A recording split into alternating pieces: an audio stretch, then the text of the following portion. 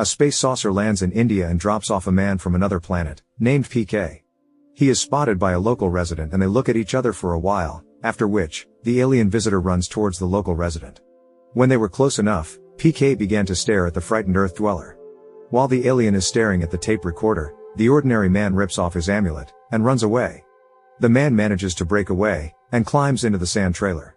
PK gets to the trailer, after which, the Earthling throws in a handful of sand, thus stopping it. When the trailer drives far enough away, it turns out that without the magic amulet, it's impossible to return home. That same day, a Belgian girl wants to go to her favorite poet's performance, but as she approaches the entrance, she notes upset that all the tickets have been sold out. Off to the side, a guy shouts out that he has an extra ticket, and the girl goes to him approaching. Another stranger runs up and is able to give a lot of money. The man who was selling the ticket calls the price 2.5 times what it should be, whereupon the Belgian woman realizes that she does not have that much money and refuses to buy it. The stranger also refuses to buy, because of the high price. The guy offers the Belgian woman to buy a ticket in half to take turns listening to her favorite poets, but they are a few euros short. The girl asks for a little help from an older man, who buys the ticket, but for himself. Enraged, the Belgian woman smears all the ice cream on the man, who had eaten it a minute earlier. The old man calls security, but the stranger pulls the Belgian woman out of the hall to quickly escape. They approach the bicycle, and ride off in an unknown direction.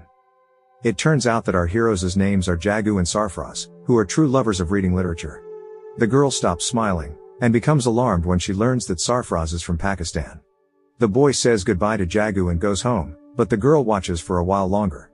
Sarfraz turns around, and when he sees her looking at him, he smiles sweetly. At one point they just walk beside each other, but Sarfraz gets into a boat and sails away, while Jagu parallels her bicycle. She stops on the bridge and watches as Sarfraz swims up to it. When he was already under the bridge, Jagu tries to see him swim out, but the boat appears empty. The girl turns around, and sees a completely wet Sarfraz, who makes a bow, paying his respects to the lady. They take many walks together, where Sarfraz reads poetry to the girl, and the couple kisses affectionately on the bridge. One day, as they are sailing in an embrace on a boat, the couple notice an old man who has bought a literary ticket. The man begins to run away from them, but the couple surrounds the old man on all sides. After catching him, the sweet couple hugs him and thanks him for the opportunity to meet them. Jagu speaks to her sister in FaceTime, after which, she confesses to her parents about the girl's relationship. They are not at all happy about what they hear, because Jagu is from a Muslim family, and the Pakistani boy defies the rules of religion. Jagu's father goes to the Raj, who says that Sarfraz will deceive the girl and take advantage of her. She ends the conversation with her father, moments before her lover arrives. Jagu asks about the seriousness of Sarfraz's intentions, and as a result calls for a wedding to prove the power of love to the Muslim family. The next day, Jagu sits in the temple, where the boy delivers a note to the young bride. In the letter, Sarfraz admits that they cannot be together, and the boy disappears from the girl's life.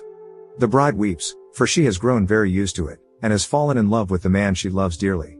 She leaves the temple, taking a cab to distant New Delhi. After 6 months in her hometown, Jagu starts working for a news channel. As the girl rides the subway, she notices a strange man handing out flyers. After a quick stop, he walks right out into the station. Jagu decides to talk to him, and after a little chatting, she leaves for the office. The girl does not like the strange news story, and decides to talk to her boss. On her way home, the girl again notices a strange man from the subway who is stealing money from the temple. The man is caught, but the girl defends him. When she leaves the temple, a strange man offers money, but Jagu refuses. The stranger was homeless, so he spent the night in police cells. He would do some small illegal things, after which the police would find him and put him behind bars.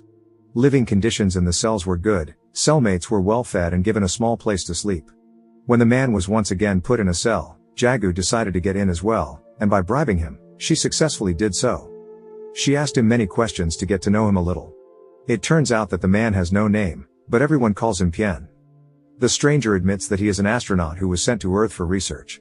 After the man lands, they steal his communications remote, an amulet without which, he cannot send a signal and get home to his planet. Pien tells Jagu that they have no language, and communicate through mind reading. The creatures on the other planet do not wear clothes at all, because they are completely unnecessary.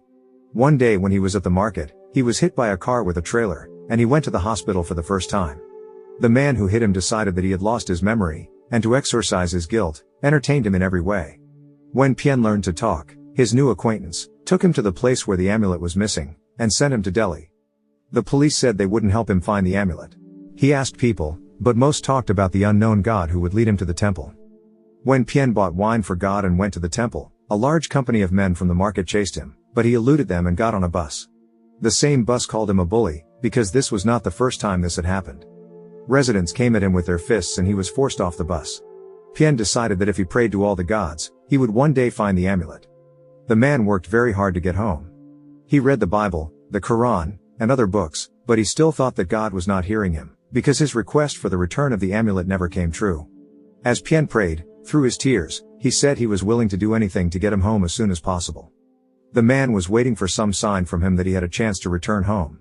To find God as soon as possible, he began posting missing advertisements, to which those around him looked on in bewilderment. At the market, Pien saw a man who looked like the man from his flyers.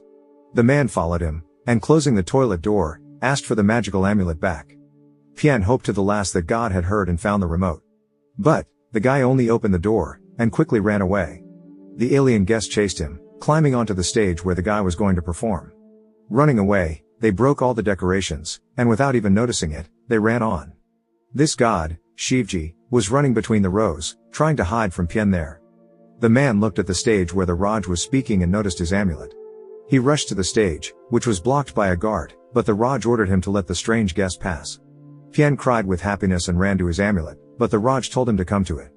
The alien guest thanked God, for he had finally found his amulet. Pien went to his amulet to retrieve it, but the guards would not allow him to do so. They simply led him backstage, and afterwards they let him out and put him in a car. After driving a short distance, they threw Pien out of the car into a huge downpour. That was the end of the story for Jagu. The girl learned the whole story of how the alien tried to accomplish the goal, but the attempts were unsuccessful. Jagu did not believe Pien's strange stories, and suggested he see a psychiatrist. After these words, a policeman came into the cell and told her that it was time for her to leave the conversation room. Before she left her business card to contact the psychiatrist. Jagu left the station, but she thought about it and decided to come back. The girl asked the policeman to put her back in the cell, for she had not agreed with Pien. The policeman informed her that if she gave him money again, the alien visitor would be released from the cell. Upon leaving the jail, Jagu reiterated that she did not believe the guy's stories. He told her that he could read minds, and for that he needed her to give him her hand, but the girl refused. At this point, a strange man takes Pien's hands and tearfully asks for money for his wife's treatment, to which the man calmly gives the money away. Jagu says that he has been lied to, for he needs the money for other things. After this, Pien becomes upset and leaves in an unknown direction. The girl realizes that she was wrong, and decides to catch up with the man who asked Pien for money. She follows him, but in the end, everything Pien said turns out to be true. Jagu is back. Jagu returned to the place where they were standing, but the alien visitor was no longer there. The girl remembered the flyers that Pien had handed out, because they had addresses on them. She reached into her bag for the flyer, and found a small pamphlet. When she arrived at the address listed on the flyer, she saw Pien and sat down with him. That night, she let the alien into her house to sleep over. In the morning, Jagu decided to watch him, but Pien quickly woke up. The girl asked some strange questions about his planet, to which she heard answers.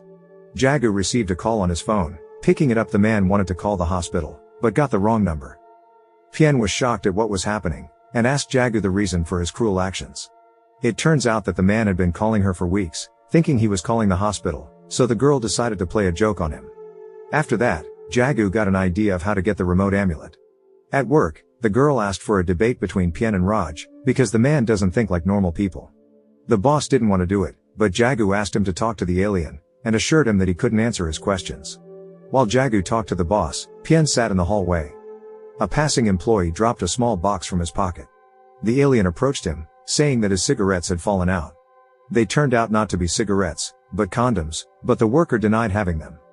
Jagu asked the guy to go into the supervisor's office. The alien visitor again asked about the presence of condoms, but they only laughed.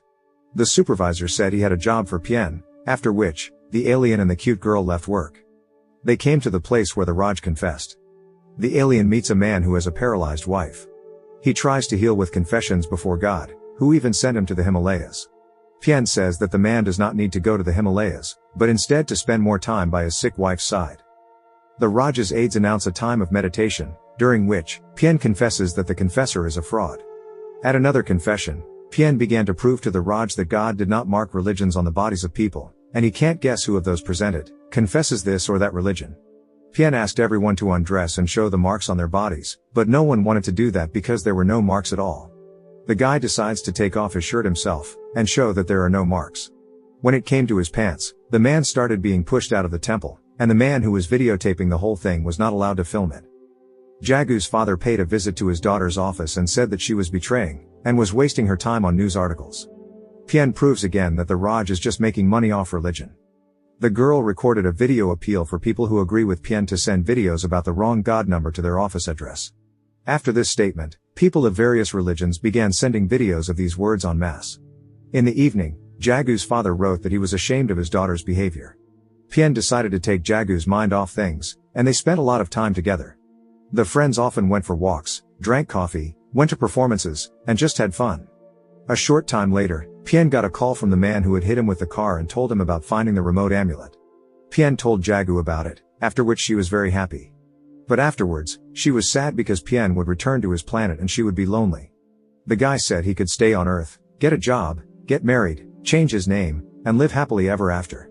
He fell deeply in love, but didn't know how to tell her how he felt. The alien wrote a confession on a card, and slipped in business cards, with new names for Pien. Unfortunately, they don't make it to the confession card, for she comes across a card with Sarfraz's name on it, and the memories make the girl cry. Pien takes her hands, trying to comfort her, and begins to see moments where Jagu and Sarfraz were together. These memories make him very upset, and he decides to postpone the love confession for a while. Pien goes to the train station to pick up his magic pendant. He crumples the confession card, and weeps bitterly. An old friend greets him, after which there is a loud explosion. Pien survives, but everyone else is sent to heaven. Pien is only able to take his friend's shoe, the only thing that survives. At the last debate, the Raj tries to prove to everyone that Pien is wrong. But, the grief-stricken guy manages to prove otherwise. He believes in the God who created the world and people. Raj tries to prove that what he said about Sarfraz was true, and asks to call his ex-boyfriend. But, the number turned out to be invalid. The girl was very upset, because Pien could be left without her remote amulet. Jagu began to recall all the information about Sarfraz, including where the studios had refused to provide new student numbers. Later, Jagu remembered Sarfraz's work, and decided to call there with only the smallest hope. A girl picked up the phone. Jagu said she was calling from India. It turned out that every day at 9 a.m. Sarfraz would call to work and see if Jagu had called him. The girl on the other end of the phone began shouting to everyone that Jagu had finally called, and immediately called Sarfraz. It turned out that what had happened at the temple was a common setup, because the letters had been forged. A moment later, Jagu and Pien arrive at the site of the alien's arrival. The girl watches as he takes the tape recorder, cassettes, and battery cases with him, and inquires about their necessity on the other planet. Pien explained that the cassettes contain the sounds of animals and other nature from the planet Earth. Later, while listening to these tapes, Jagu heard her own voice, for they contained moments of the couple's conversations.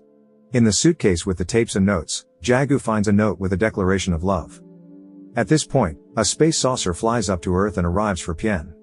Pien admits to Jagu that there are moments on the tapes where she sings and recites poetry.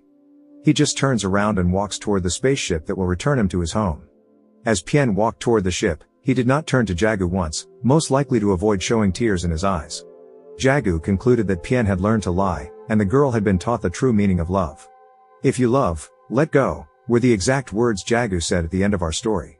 When she finished reading the book, she said she missed him, and when she looked at the stars she always waved to him, hoping he would wave back. At the end of the movie, we hear Pien's voiceover as he tells us how to survive and adapt to life on Earth. And here we see Pien and a friend from his planet again, but his comrade, only one question: how many slaps did you get here? But Pien responds by sticking stickers on his cheeks, for protection.